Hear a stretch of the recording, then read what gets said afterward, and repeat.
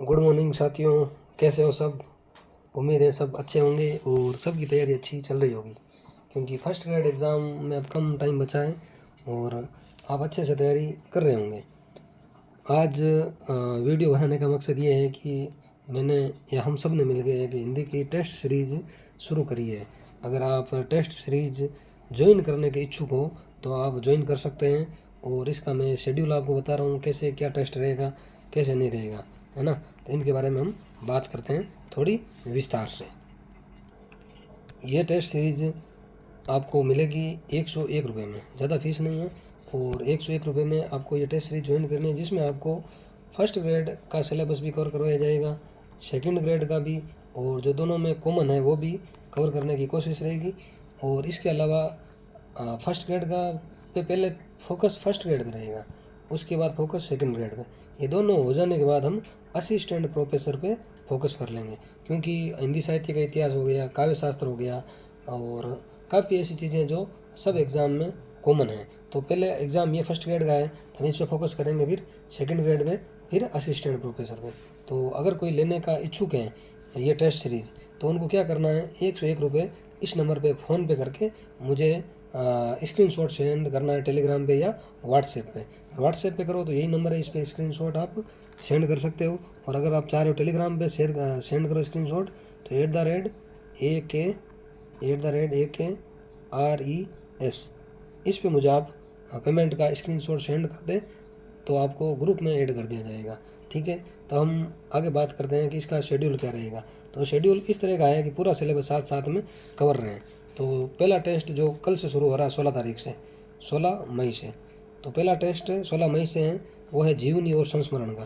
पहला टेस्ट जीवनी और संस्मरण का रहेगा। उसके बाद आदिकाल का टेस्ट होगा, फिर रेखा चित्र व आत्मकथा का टेस्ट रहेगा। देखो, मैंने ये टॉपिक ऐसे मिक्स इसलिए किए हैं क्योंकि कई बार क्या हम रेगुलर पढ़ते पढ़ते बोर हो जाते हैं, तो बोरिंग ना हो, मतलब आप बोर ना हो, बिल्कुल आप कोई भी चीज़ें बोरिंग ना लगे, तो इसलिए मैंने पूरे सिलेबस को मतलब ऐसा मिक्सअप सा बना लिया, है ना। तो जीवनी और संस्मरण पहला रह जाएगा, फिर आदिकाल, फिर रेखा चित्र आत्मकथा। एक चीज़ और कह दूँ, जो छोटे छोटे टॉपिक है ना, जीवनी हो गया, संस्मरण है, रिपोर्टाज है, रेखा चित्र है, और पत्रकारिता है, हिंदी भाषा का उद्भव और विकास है, ये छोटी चीज़ें हैं और इनसे क्वेश्चन बहुत ज़्यादा आते हैं। चीज़ें छोटी हैं, यानी टॉपिक छोटे हैं और क्वेश्चन बहुत बड़े आते हैं, क्योंकि संस्मरण एक छोटा सा टॉपिक है और क्वेश्चन इससे भी 2 तक आ जाते हैं। और नाटक एक बड़ा टॉपिक है, उसमें से 2 या 3 क्वेश्चन आते हैं। अगर मान लो इसको आप इतना पढ़ोगे बहुत ज़्यादा टाइम लगेगा, ये कम पढ़ के भी आप कवर कर सकते हो। तो छोटे टॉपिकों में आपको अपनी कमांड बनानी है, क्योंकि क्वेश्चन गलत ना हो। ठीक है, फिर चौथा टेस्ट अपना होगा रस निष्पत्ति व साधारणीकरण का। ठीक है, तो ऐसे सिंगल टेस्ट होंगे, एक ये हो गया, एक ये हो गया, एक ये हो गया। फिर क्या करेंगे, इन चारों ये है ना, जो चारों टेस्ट, इनको मिला के एक मेजर टेस्ट हो जाएगा। ठीक है, पहले तो ये 4 अलग अलग टेस्ट होंगे, फिर इन सब का मेजर टेस्ट होगा। ये होने के बाद फिर हम भक्ति काल में कृष्ण और राम भक्ति काव्य का टेस्ट लेंगे। ठीक है, फिर काव्य गुण, काव्य हेतु, काव्य लक्षण और काव्य प्रयोजन का टेस्ट होगा। फिर यात्रा वृत्तांत और रिपोर्टाज का टेस्ट होगा। फिर भक्ति काल में सूफी व संत काव्य का टेस्ट होगा, क्योंकि भक्ति काल बड़ा है तो इसमें हमने भक्ति काल के 2 टुकड़े कर दिए। कितने टुकड़े कर दिए? 2, क्योंकि धीरे धीरे चीज़ें आप पढ़ लोगे। ये अलग अलग टेस्ट होने के बाद फिर इन चारों टेस्टों का एक क्या होगा, मेजर टेस्ट होगा, एक बड़ा टेस्ट हो जाएगा। ठीक है साथियों, इसके बाद क्या होगा, पत्रकारिता, डायरी और साक्षात्कार का टेस्ट, फिर हिंदी आलोचना, फिर अलंकार का, फिर रीतिकाल में रीतिबद्ध साहित्य का टेस्ट सिर्फ, है ना। फिर हिंदी कहानी का टेस्ट होगा, फिर रीति सिद्ध और रीति मुक्त, जो रीतिकाल में 2 बच गए ना, उनका टेस्ट होगा, क्योंकि रीतिकाल के भी हमने 2 टुकड़े कर दिए हैं। इनके बहुत ज़्यादा फ़ायदा होगा आपको, क्योंकि टुकड़े क्यों करें मैंने, आप अगर सीरियस एस्पिरेंट हो, अच्छे से तैयारी कर रहे हो, तो आपको पता है। आगे देखो, फिर इन जो टॉपिक है ना, ये सारे इनका मेजर टेस्ट हो जाएगा, ये मैंने लिख दिया। फिर इन सबका क्या होगा, मेजर टेस्ट। फिर हिंदी निबंध का टेस्ट होगा। ठीक है, फिर छंद का टेस्ट होगा, फिर भारतेंदु युग और द्विवेदी युग, फिर शब्द शक्ति, फिर हिंदी नाटक का टेस्ट। फिर क्या होगा, इन सब का मिला के एक मेजर टेस्ट और हो जाएगा। ठीक है, इसके बाद छायावाद और प्रगतिवाद का टेस्ट होगा। फिर पत्र लेखन के 2 टेस्ट होंगे, एक पार्ट फर्स्ट और पार्ट सेकंड, क्योंकि अर्थशास्त्र के पत्र वगैरह सारे जो पत्र है ना, जनसंचार के माध्यम वाले, तो इनके 2 टेस्ट हो जाएंगे। बड़ा टॉपिक भी है तो मैंने 2 टेस्ट कर दिए। फिर हिंदी एकांकी और उपन्यास का टेस्ट, फिर अनुकरण सिद्धांत, अरस्तु का अनुकरण सिद्धांत और उदात्त सिद्धांत लॉन्जाइन्स का, और मनोविश्लेषणवाद, इसका टेस्ट होगा। फिर ये पत्थर लेखन का सेकंड टेस्ट, फिर इन सब का एक मेजर टेस्ट होगा। क्या होगा? एक मेजर टेस्ट। फिर देखो प्रयोगवाद का टेस्ट होगा, फिर उपसर्ग में पड़ती है, फिर नई कविता, षाटोत्तरी कविता, नवगीत और अन्य कविता आंदोलन का एक साथ टेस्ट हो जाएगा। फिर संधि व समास का होगा, फिर ध्वनि व वक्रोक्ति सिद्धांत का टेस्ट होगा। फिर इन सब को मिला के एक मेजर टेस्ट हो जाएगा। क्योंकि देखो यह रिवीजन हो रहा है आपका यहाँ पे, फिर ये साथ में एक रिवीजन और हो जाएगा। ठीक है, तो सारी चीज़ें जैसे मैंने फॉलो करी थी ना, मैंने सिलेक्शन लिए हैं काफ़ी, तो मैंने इसी तरह तैयारी करके सब चीज़ें करी हैं। तो वैसे ही मेरी रणनीति रहेगी कि मेरा हुआ है इस रणनीति से, तो आपका भी आराम से हो जाएगा। फिर हिंदी भाषा का उद्भव और विकास का टेस्ट, फिर फर्स्ट ग्रेड में जो निबंध लगे हैं उनका टेस्ट होगा, फिर फर्स्ट ग्रेड में जो कहानियाँ लगी है उनका टेस्ट होगा, फिर फर्स्ट ग्रेड में जो पद्य रचनाएँ हैं, कबीर ग्रंथावली आदि, फिर उनका टेस्ट होगा। फिर इन सब का मिला के एक टेस्ट हो जाएगा। ठीक है, मेरे हिसाब से आप सब समझ रहे हो और समझदार हो, है ना। और एक चीज़ आपको ध्यान रखनी है, जो अपने जितने भी टेस्ट चलेंगे ना, उनमें जो छोटे टॉपिक हैं, जैसे पर्यायवाची हम एक दिन में याद नहीं कर सकते हैं, विलोम शब्द हम एक दिन में याद नहीं कर सकते हैं, युग्म शब्द हम एक दिन में याद नहीं करते हैं, अनेकार्थ शब्द भी हम एक दिन में याद नहीं कर सकते, क्योंकि ये टुकड़ों में हमें रोज़ 2-2, 4-4, 5-5 याद करने पड़ते हैं। और वाक्यांश के लिए एक शब्द भी हम एक दिन में याद नहीं कर सकते हैं। शब्द शुद्धि भी धीरे धीरे होती है, वाक्य शुद्धि भी धीरे धीरे होती है, मुहावरे और लोकोक्ति भी धीरे धीरे याद करने वाली चीज़ें हैं। तो इसका क्या करेंगे कि हर टेस्ट चलेंगे ना, जो जितने भी टेस्ट चलेंगे, हर टेस्ट में इनसे प्रश्न आते रहेंगे। कभी पर्याय और विलोम के 2-4 क्वेश्चन हो गए, कभी युग्म शब्द और अनेकार्थ के 2-4 क्वेश्चन हो गए, कभी वाक्यांश के लिए एक शब्द के क्वेश्चन हो गए।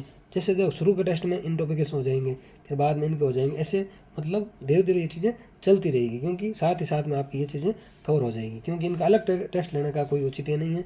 फिर भी आप कहोगे तो इस टॉपिक का एक अलग से टेस्ट और ले लेंगे बाद में, मेजर टेस्ट, क्योंकि ये रोज़ पढ़ने वाला टॉपिक है। ठीक है, और जब ये सारे टेस्ट हो जाएंगे, सिंगल टेस्ट, मेजर टेस्ट, फिर जो पूरा सिलेबस है ना जो हम करेंगे, उन सब का एक टेस्ट हो जाएगा, बड़ा सा टेस्ट होगा 100 क्वेश्चन का। ठीक है, और ये टेस्ट होंगे 25-30 क्वेश्चन, अधिकतम 50 क्वेश्चन का टेस्ट। तो उम्मीद है आप ये टेस्ट देके सिलेक्शन लोगे, वो भी अच्छी रैंक से। ठीक है, और फर्स्ट ग्रेड के टेस्ट होने के बाद हम क्या करेंगे, क्योंकि सेकंड ग्रेड का एग्ज़ाम सितंबर में है, तो जो सेकंड ग्रेड में अलग टॉपिक लगे हैं, काव्य दोष वगैरह, जैसे अलग से कहानियाँ, अलग से निबंध हैं, ठीक है, अलग से पद्य वाले भाग हैं, फिर हम उनका टेस्ट लेंगे। और इनके बाद क्या करेंगे भाई, ये भी हो गया सेकंड ग्रेड एग्ज़ाम। फिर सहायक आचार्य में जो अलग से चीज़ें लग रखी है, पद्य वाला भाग अलग है, निबंध कहानी अलग है, फिर उनका टेस्ट रहेगा। और ऐसे टेस्ट के बाद भी मेजर टेस्ट होगा, मतलब जो टेस्ट हम ये लेंगे ना अलग अलग, इनके बाद भी मेजर टेस्ट की व्यवस्था रहेगी, और उसके बाद में सारे टेस्ट एक साथ में हो जाएंगे। ठीक है, और ये टेस्ट कब होंगे उससे एक दिन पहले आपको बता दिया जाएगा, क्योंकि अब रिवीजन का टाइम है। मेरे हिसाब से सब ने एक बार 2 बार सिलेबस पढ़ रखा है। अब आप भले आधे घंटे में 1 घंटे में एक टॉपिक पढ़ सकते हो, और वो टॉपिक पढ़ के आप मतलब एग्ज़ाम दे सकते हो। अब आप मुझे बताना, टेस्ट डेली लें या फिर एक दिन छोड़ के टेस्ट लें, ये आप जैसा कहोगे वैसा कर लूँगा। मेरे हिसाब से ये बेस्ट रहेगा, एक दिन आप टॉपिक पढ़ लो, दूसरे दिन टेस्ट हो जाए। टाइम भले ही लगे, कोई दिक्कत नहीं है ना, क्योंकि आपने पढ़ रखा है, टाइम लगेगा, क्योंकि गुणवत्ता के साथ, क्वालिटी के साथ समझौता नहीं करोगे तो मेरे हिसाब से बेस्ट रहेगा। बाकी जैसे आप कहोगे वैसा हम यहाँ कर लेंगे। ठीक है साथियों, तो अब अगली बात कि भाई हम जो टेस्ट लेंगे वो क्वेश्चन कहाँ से बनेंगे, तो सबसे पहले तो NCERT से, फिर जो नेट की सेकंड पेपर की किताब चलती है ना, प्रतियोगिता साहित्य, उससे, फिर सरस्वती पांडे से, फिर दृष्टि IAS की किताब आती है उससे, और मेरा नोट्स, और RBC के जो ओल्ड पेपर हो रखे हैं आज तक उनसे, मतलब इनमें से मतलब ये कंटेंट अपना रहेगा साहित्य के लिए। ठीक है, और आप चाह रहे हो भाई हम कम पढ़ लें, तो आप मेरे नोट्स देख लेना, क्योंकि इस नोट्स में इन सभी चीज़ों का सारांश है, करीबन 80% तक इसमें मिल जाएगा आपको। ये चीज़ें आपको देखनी ज़रूरी नहीं है। जिनका एग्ज़ाम अभी फर्स्ट ग्रेड का है, लेटेस्ट, अभी ज़्यादा टाइम नहीं है, तो वो सिर्फ मेरे नोट्स पढ़ के टेस्ट दे सकते हैं, और RBC के ओल्ड पेपर आपको अनिवार्य रूप से देखने हैं। ठीक है, और व्याकरण में क्या करेंगे, ओल्ड पेपर और सौंदर्योच्चारण, और मेरे नोट्स तो ही है। पत्राचार में क्या करेंगे, NCERT जो 11वीं में चलती है, और ओल्ड पेपर। भारतीय काव्य शास्त्र में ओल्ड पेपर है, NCERT है, नरोत्तम दास स्वामी की किताब है, लक्ष्मी नारायण चातक की किताब है, भागीरथ मिश्र की किताब है, इग्नू के नोट्स है, VMU के नोट्स है, DU के नोट्स है, इनसे क्वेश्चन बनेंगे।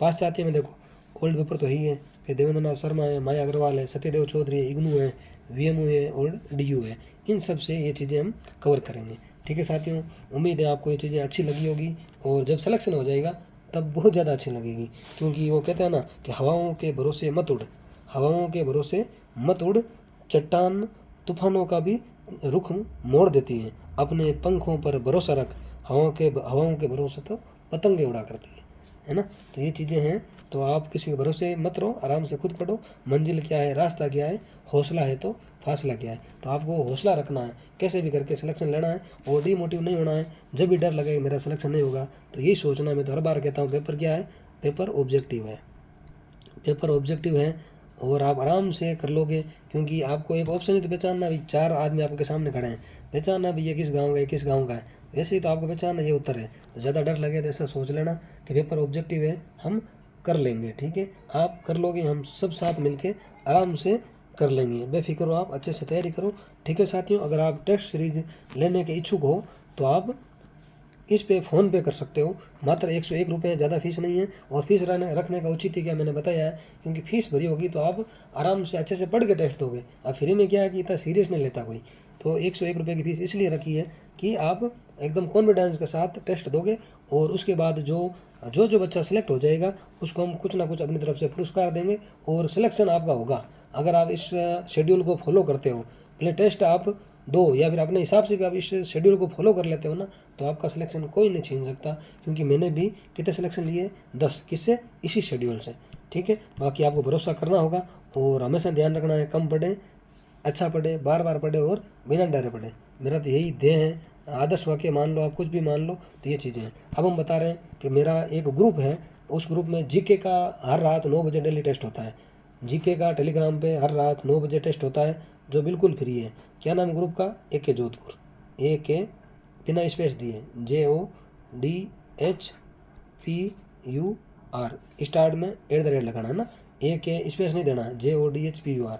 ये ग्रुप ज्वाइन करके आप जीके का टेस्ट फ्री में दे सकते हो, जो डेली रात 9 बजे टेस्ट होता है। अभी राजस्थान जीके चल रहा है, राजस्थान जीके पूरा होगा तो भारत जीके का हम शुरू करेंगे, जो फर्स्ट ग्रेड में स्पेशल टॉपिक लग रखे हैं। और हिंदी के लिए आपको 101 रुपये का खर्चा करना पड़ेगा। क्योंकि 101 का खर्चा इसलिए करवा रहे हैं क्योंकि आप सीरियस होकर टेस्ट दोगे, बाकी ऐसा कुछ नहीं है, पैसा कमाने का कोई उद्देश्य नहीं है, बेफिक्र रहें आप, ठीक है। और कोई ऐसा ज़रूरतमंद है कि भाई सर मेरे पास है नहीं, तो वो मुझे मैसेज करें, उसको ऐड कर देंगे ग्रुप में। जो रियल में ज़रूरतमंद है, ऐसे नहीं कि हर कोई भी कर दे, तो ऐसा नहीं करना है, ठीक है। जो कोई ज़रूरतमंद होगा तो उसका 101 रुपये भी उनसे नहीं लेंगे, ठीक है साथियों। अगर आपको ये चीज़ें अच्छी लगे और मेरा शेड्यूल अच्छा लगा तो आप इस वीडियो को ज़्यादा से ज़्यादा शेयर करें और ज़्यादा से ज़्यादा बच्चों को इसका फ़ायदा मिल सके। इतना ही कहूँगा मैं तो आपको। अगर आप ज्वाइन करते हो तो आपको डेफिनेटली एग्ज़ाम में फ़ायदा मिलेगा, क्योंकि इससे आपका एक रिवीजन हो जाएगा, क्वेश्चन रिपीट होंगे, कई चीज़ें होंगी, ठीक है साथियों। इतनी बात करूँगा, ज़्यादा नहीं करूँगा, क्योंकि ज़्यादा बड़ा चढ़ा कर बात करने का कोई मतलब नहीं है, ठीक है साथियों। मिलते हैं नेक्स्ट वीडियो में कुछ नए टॉपिक के साथ। जय हिंद, जय भारत।